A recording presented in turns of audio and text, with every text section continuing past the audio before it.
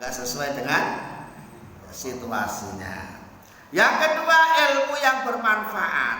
Ilmu yang bermanfaat adalah ilmu yang kita dapatkan begini, yang kita bisa kita amalkan, kita aplikasikan dalam kehidupan sehari-hari.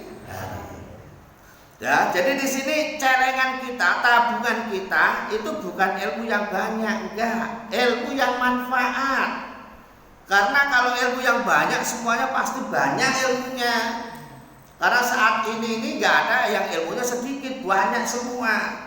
Enggak sempat ngaji di sekolah, sekarang ngaji di YouTube, ngaji di Google, ya kan?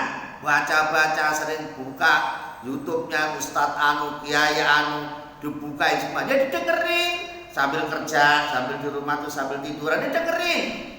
Itu namanya ilmu. Ya, tetapi ilmu yang banyak itu kalau nggak diamalkan, nggak diaplikasikan dalam kehidupan sehari-hari, belum dikatakan ilmu yang manfaat. Makanya di sini dikatakan ilmu yang manfaat, bukan ilmu yang banyak. Ya, karena kalau dibilang ilmu sedikit, nggak ada, ilmunya banyak semua ini. Cuma seberapa banyak ilmu yang bisa kita praktekkan? Ini pertanyaannya. Udah ngerti kalau ngomongin orang itu dosa, udah ngerti ngomongin orang itu nggak boleh. Cuma mulut kita ini nggak mau diem. Dikit-dikit komen, dikit-dikit ya menghina, dikit-dikit menyinggung perasaan orang lain. Ya tahu kalau mulut kita ini pernah dengar itu, kita dengar bahwa ngomong orang yang nggak boleh, cuma mulutnya nggak mau diem. Itu namanya sedikit ilmu yang harus kita praktekkan. Nggak usah banyak-banyak, ya, dan nggak usah banyak-banyak. Sedekah ini bagus, cuma kita kadang-kadang kalau mau sedekah males. Padahal sedekah ini harus kita praktekkan. Semakin banyak sedekah, insya Allah semakin berkah. Tahu? Ya, jadi ilmu yang manfaat, bukan ilmu yang banyak. Ilmu yang manfaat itu adalah walaupun sedikit tapi diamalkan. Yang ketiga, amal kita yang bisa menuju surga yang ketiga adalah anak yang soleh yang bisa mendoakan orang tua. Anak adalah aset kita yang paling berharga. Anak ini adalah celengan kita yang paling utama. Karena keluarga ini bisa dikatakan keluarga sakinah, mawaddah, warahmah, dikatakan keluarga yang sukses. Ini apabila bisa mendidik anaknya menjadi anak yang soleh. Harta kita banyak, mobil kita mewah, rumah kita megah, tetapi kalau anak kita ini tidak terdidik dengan baik, tidak menjadi anak yang soleh, maka bisa dikatakan keluarga itu belum dikatakan keluarga yang berhasil. Yang dikatakan keluarga berhasil adalah keluarga yang bisa menciptakan, mendidik generasi penerusnya menjadi anak yang soleh dan solehah. Ini. Maka dari itu untuk menuju anak yang soleh-solehahnya harus diusahakan. Ikhtiarnya apa? Ya secara lahir anak disekolahin supaya gak bodoh. Ya dipodokin, disekolahin, disuruh ngaji, suruh belajar. Ini usaha lahir. Apakah sudah cukup? Belum. Ada ikhtiar batin yang lebih penting. Apa itu? Mendoakan anak kita setiap saat. Karena mendoakan anak ini sama aja menjaga aset. Kan aset yang paling utama. Kalau nggak kita jaga, aset itu akan hilang. Makanya jangan sampai lupa habis sholat anaknya selalu didoakan supaya jadi anak yang soleh dan solehah. Kalau berdoa itu begitu, Bapak Ibu, jangan ya Allah jadikan anak saya jadi dokter, jangan begitu. Dokter kalau nggak soleh juga repot, gencet orang melulu. Kalian dong berapa dong? 1 juta. Lihat doang 1 juta.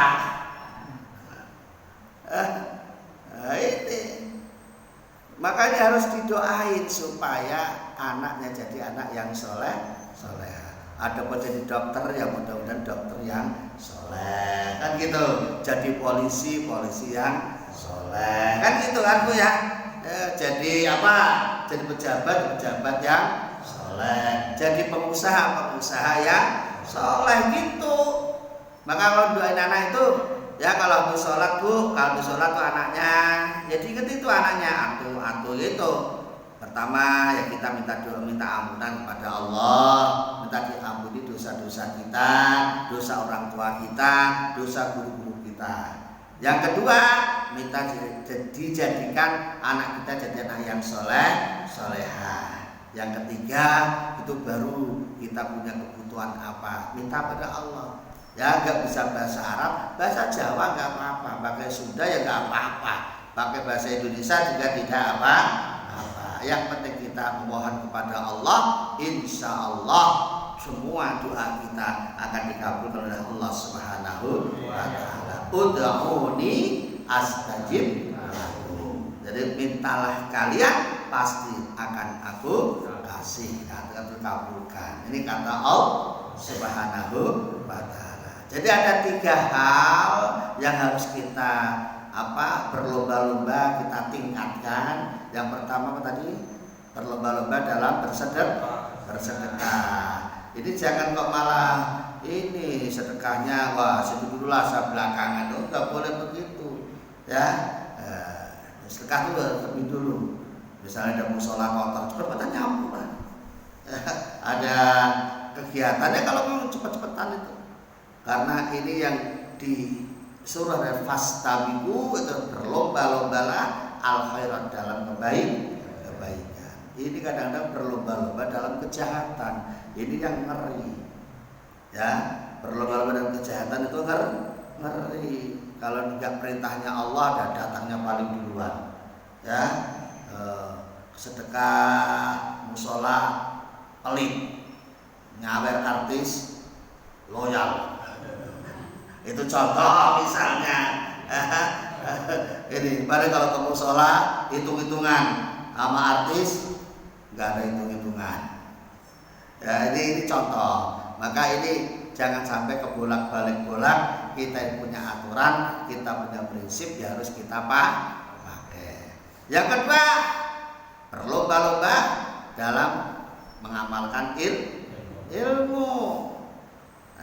Nih, yang ketiga berlomba-lomba mendidik anak supaya jadi anak yang soleh dan soleha. Ini celengan kita yang bisa menemani kita sampai akhirat nanti. Para jamaah yang saya hormati, kita lanjutkan kajian kita pada pagi hari ini masih tentang rukun-rukunnya sholat. Rukunnya sholat kemarin dikatakan ada 18. Kemarin kita sudah sampai rukun yang kelima, yaitu membaca bismillah dalam surat Al-Fatihah. Surat Al-Fatihah ini jumlah ayatnya ada 7. Nah, 7 ayat ini merupakan ayat yang spesial. Ya, 7 ayatnya ayat spesial. Karena 7 ayat ini isinya sama seperti 30 juz. Nah, kalau kita nggak bisa mengamalkan yang 30 juz itu, ya udahlah 7 ayat ini. Kalau kita bisa mengamalkan 7 ayat ini, insya Allah kita dianggap sama mengamalkan yang 30 juz. Kok bisa Pak? Iyalah, dikatakan surat Al-Fatihah itu ada nama lain dari Ummul Qur'an atau Ummul Kitab. Artinya induk, Quran artinya Quran. Ummul Quran induknya Al-Qur'an, Ummul Kitab induknya kitab. Pokoknya, induk itu pokoknya, intinya. Makanya gak usah, kalau kita susah-susah itu 7 ayat ini diamalin. Ya, pertama ngamalin apa? Ingat Bismillahirrahmanirrahim. Ketika apa? Ya setiap mau melakukan sesuatu hal kebaikan harus diawali dengan bismillah. Praktekin.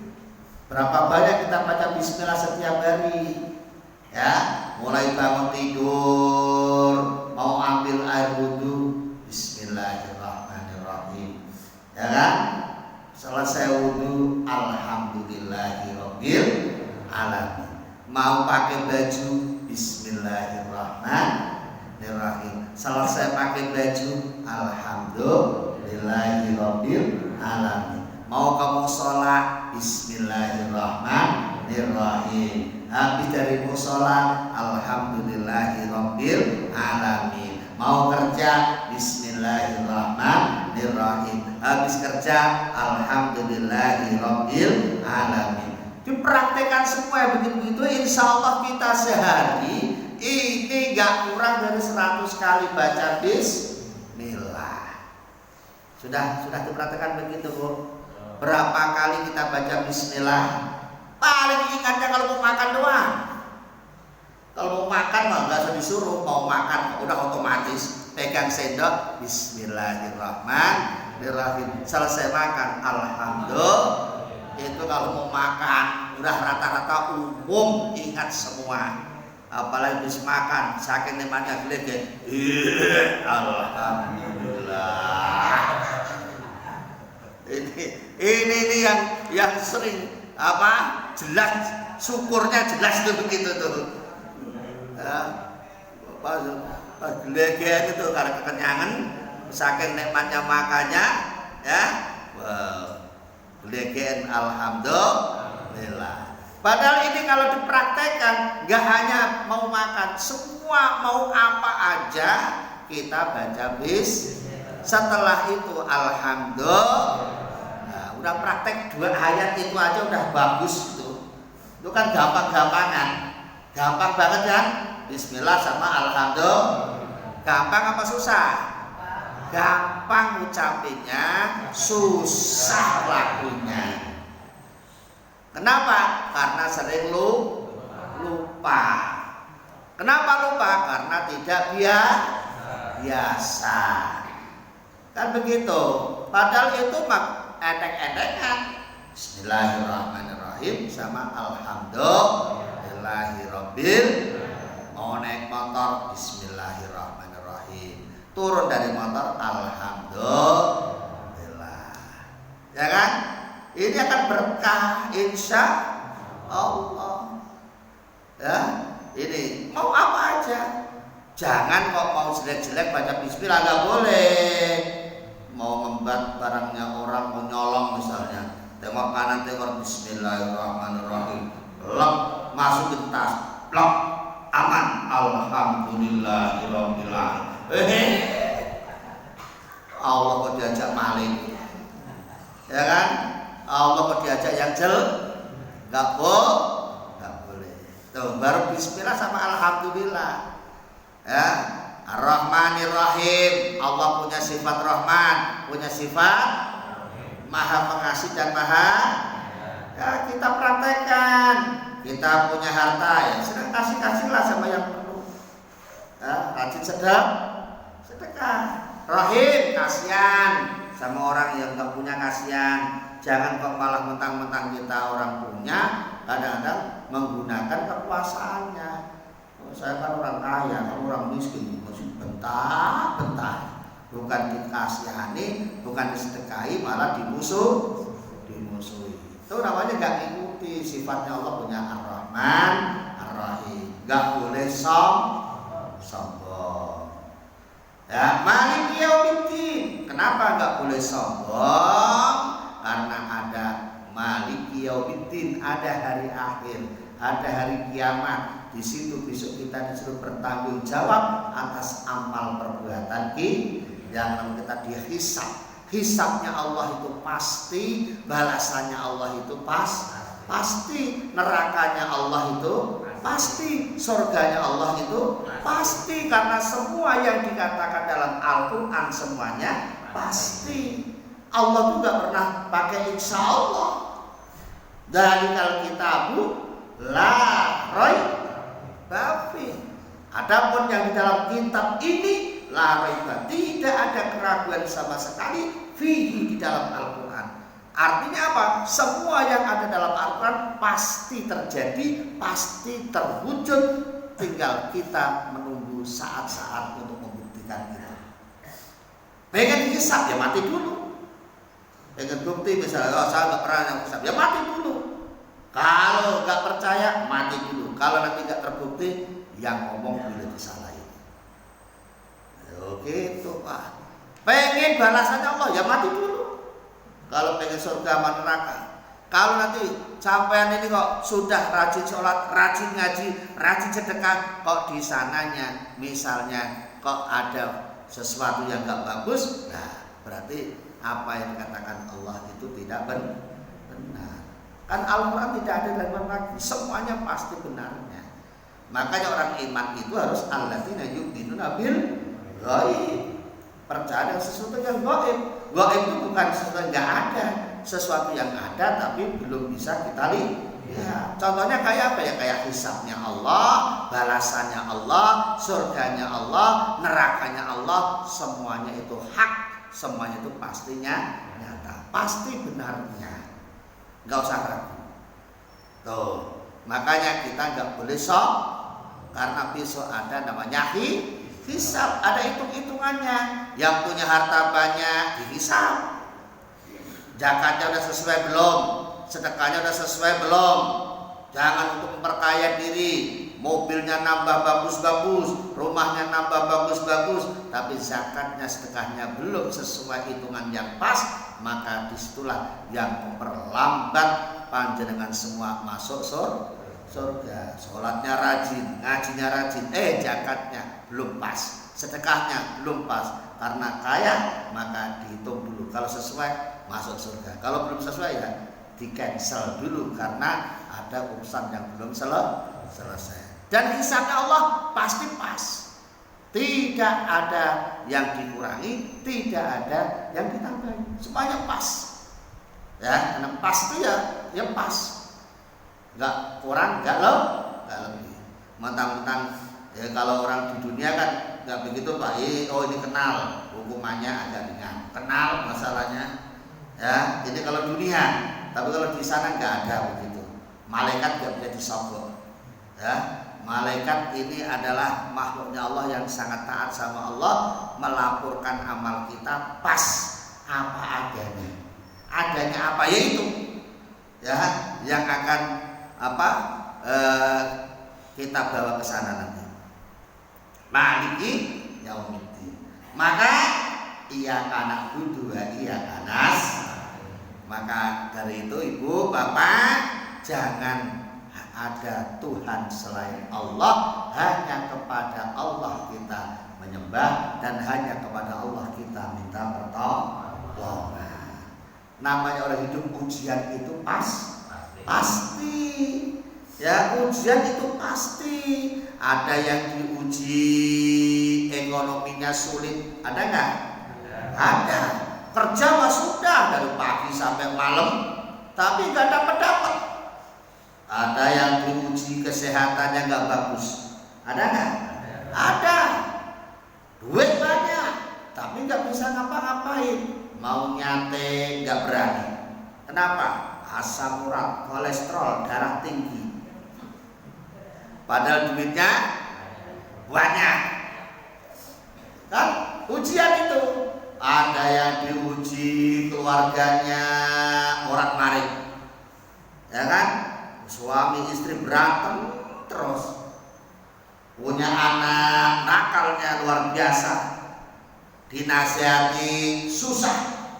Ini semuanya adalah ujian yang harus kita hadapi. Sebagai orang beriman, tetap iya kana butuh wa iya kana nasta'in. Hanya kepada Engkau ya Allah aku menyembah, dan hanya kepada Engkau ya Allah aku minta pertolongan. Caranya minta pertolongan bagaimana? Wasta'inu bis-sabri was-shalah.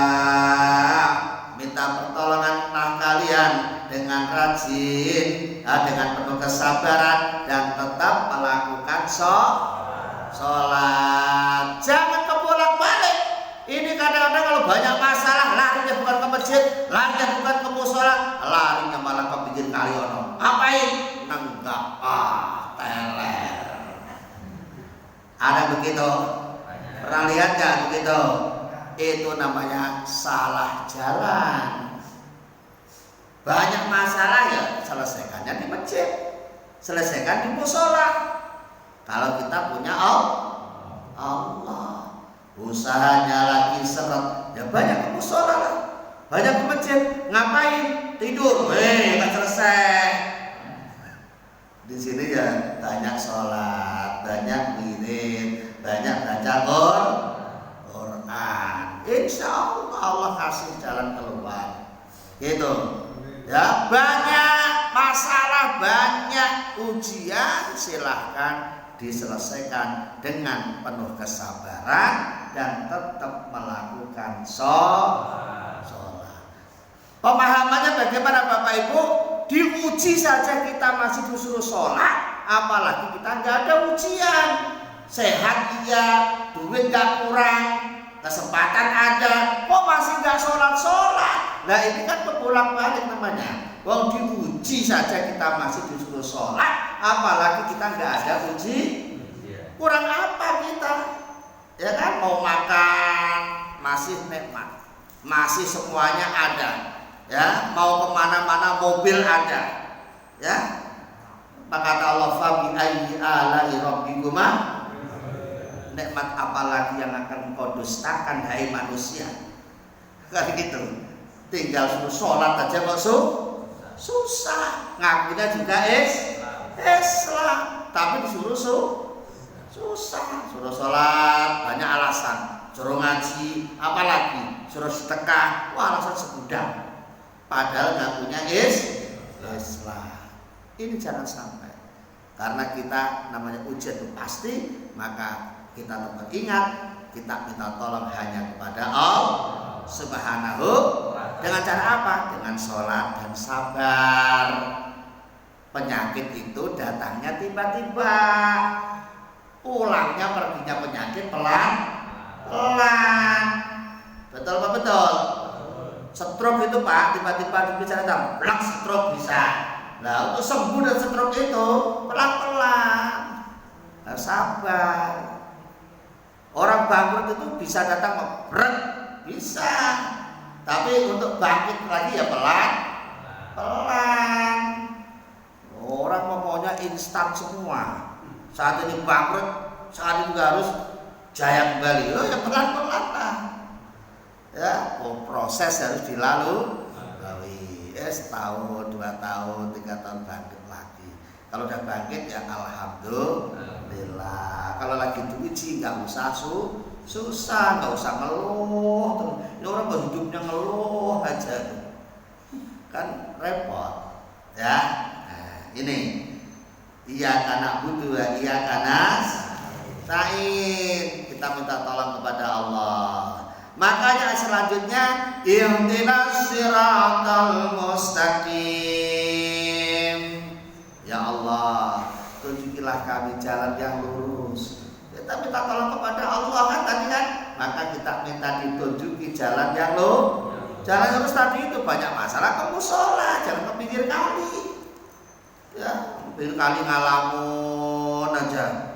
Nah, pinggiran kosong, setan masuk, plok. Pulang-pulang ketawa-ketawa sendiri. Kenapa? Karena dimasukin setan. Ihdinas siratal mustaqim, minta ditunjuk jalan yang lurus. Makanya tuh ya selalu minta pada Allah supaya diarahkan ke jalan yang lurus, jalan yang benar. Jalan yang benar ini adalah jalan yang diridhoi. Jalan yang diridhoi adalah jalan yang sesuai dengan perintah-perintah Allah. Allahumma hdina siratal mustaqim. Allahumma hdina siratal mustaqim. Siratal anbiya wal mursalin.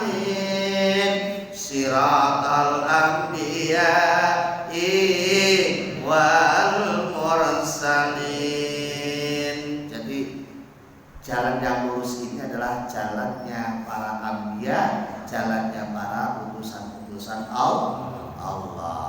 Kita nggak ketemu nabi, alhamdulillah kita masih ketemu ulama. Al ulama warasatul anbiya, ulama ini pewarisnya para nabi. Alhamdulillah kita ketemu ulama, ya.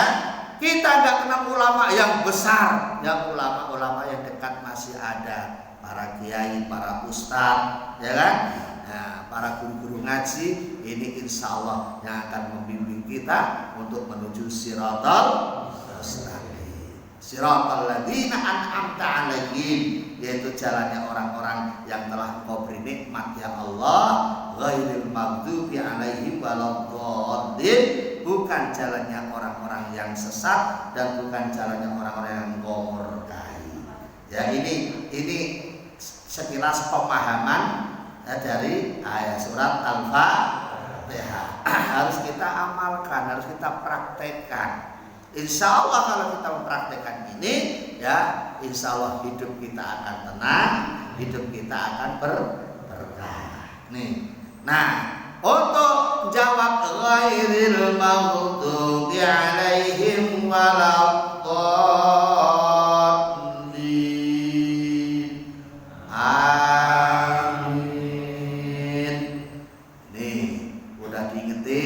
kalau belum selesai jangan amin dulu.